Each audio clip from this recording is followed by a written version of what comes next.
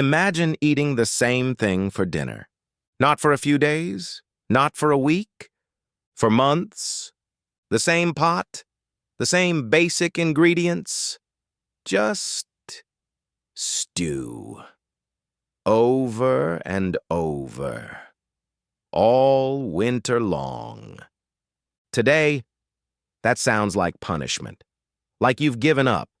Like you ran out of ideas or energy or both. But for generations of Americans, eating stew all winter wasn't a failure of imagination. It was a winter strategy. So here's the question. Why did people who had access to other foods, other cooking methods, other options, choose to eat stew for months at a time? And why would almost no one do that today? If this kind of question hooks you, hit subscribe, because we're digging into why food used to work one way and doesn't anymore. Let's start with what winter actually meant. Not the version we have now, where it's cold outside, but warm inside, where you can still drive to the store, where winter mostly just means wearing a jacket. Real winter, the kind that controlled your life for half the year. It got dark at 4 in the afternoon. It stayed cold for months, and if you lived anywhere rural, which most people did, you were essentially cut off. No fresh deliveries, no running to the market, no backup plan. You had what you had. And what you had was root vegetables stored in the cellar, preserved meat, salted, smoked, or dried. Grains, if you were lucky. And that was about it. Winter wasn't just uncomfortable, it was isolating. And it was long. People needed food that could last, that could stretch, that could keep them fed when there was nothing coming in from the outside world. Stew did that. It wasn't about making the most delicious meal. It was about making it through. And when you're staring down 4 or 5 months of cold and darkness, comfort isn't the priority. Survival is. So stew wasn't comfort food. It was a winter strategy. Here's where we need to reframe what stew actually was. Because we think of it as a meal, a recipe, something you make when you want something warm and hearty. But back then, stew wasn't a meal. It was a preservation system.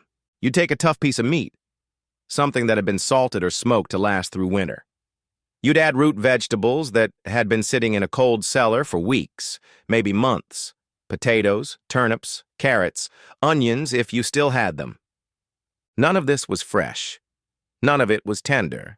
And then you'd cook it, low and slow, for hours. The long cooking broke down the tough fibers in the meat.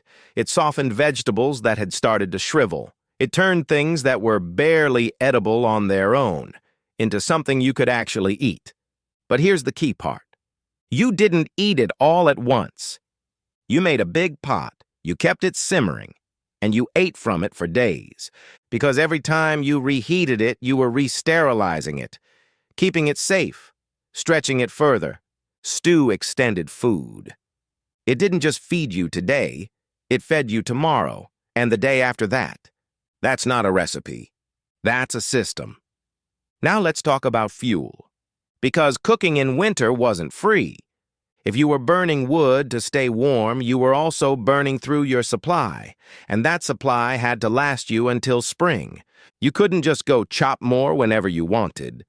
The wood was frozen. The ground was frozen. Everything was harder. So you had to be careful. And stew was incredibly efficient. One pot, one fire, one spot on the stove.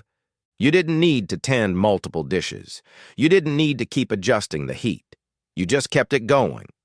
Low, steady, all day long. It cooked while you did other things. It didn't demand attention. It didn't waste fuel trying to get something to brown or crisp or cook faster. It just happened. And when your whole house is centered around one heat source, one fireplace, one stove, having a meal that works with that setup isn't just convenient. It's necessary. You weren't cooking for fun.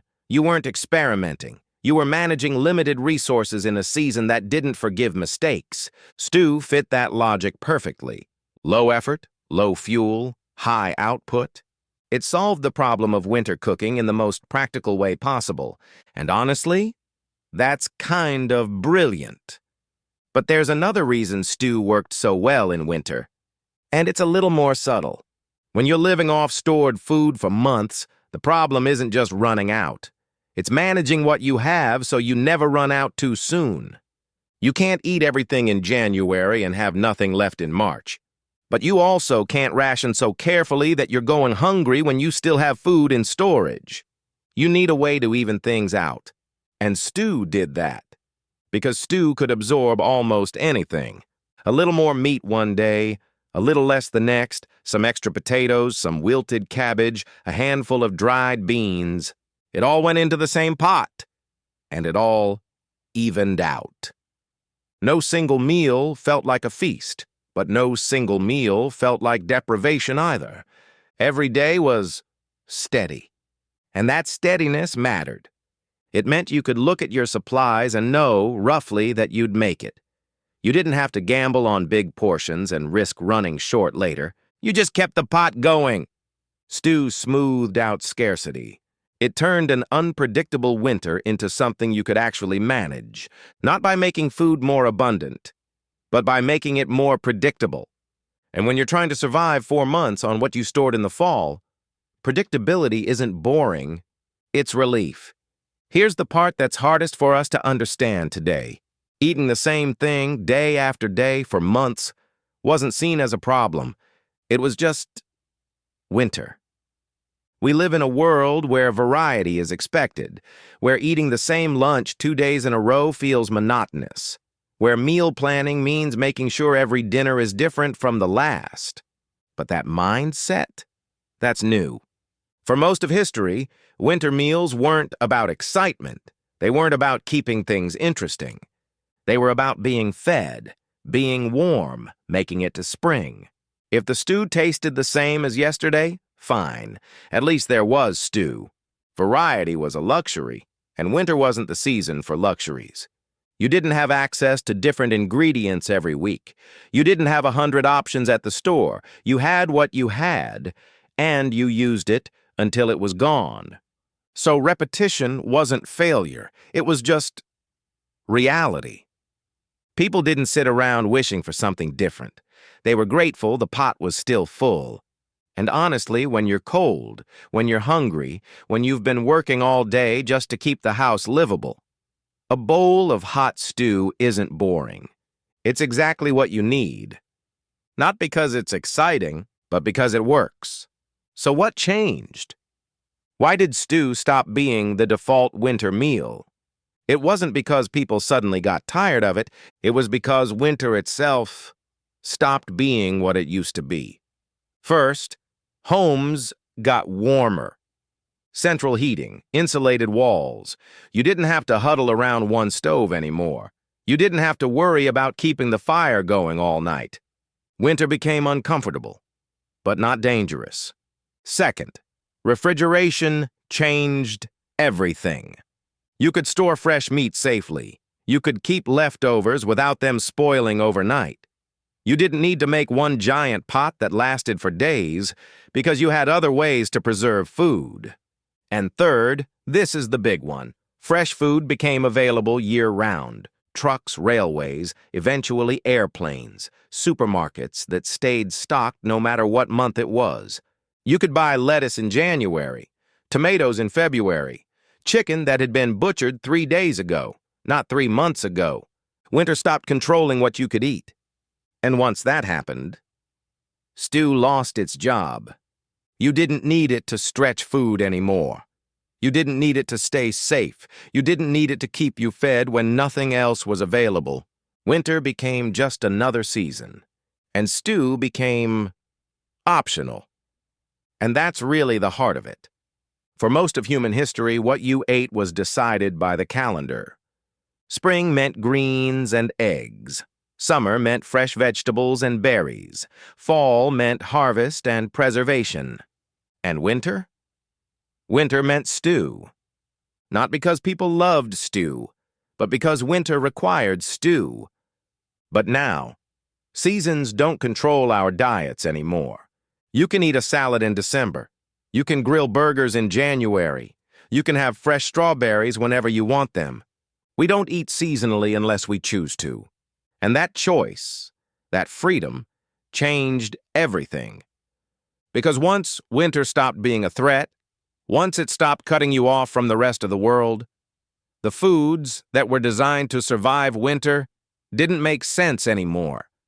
Stew wasn't solving a problem you had. It was solving a problem your great-grandparents had. And we don't cook for their world, we cook for ours. So stew didn't disappear because it got worse. It disappeared because we stopped needing what it was good at. We stopped needing food that could last, that could stretch, that could keep us alive when nothing else could. We started needing food that was fast, convenient, different every night. And stew just didn't fit that life anymore. Stew didn't disappear because people stopped liking it. It disappeared because winter stopped demanding it. We don't need food to last for days anymore. We don't need to stretch ingredients across months. We don't need meals that can survive without refrigeration. We need variety. We need convenience. We need dinner to feel different from yesterday. And stew was built for a different set of rules. It was perfect for a world where seasons controlled everything, where winter wasn't just cold, it was isolation. But we don't live in that world anymore. And honestly, most of the foods that disappeared for the same reason. Not because they were bad, but because the logic behind them stopped applying. If you've been following this series, you've probably noticed the pattern by now. Food doesn't just change because tastes change. It changes because life changes. If this kind of thing makes you stop and think, hit subscribe. We're just getting started. And drop a comment. What's a food that only made sense in a world with real winters? I'll see you in the next one.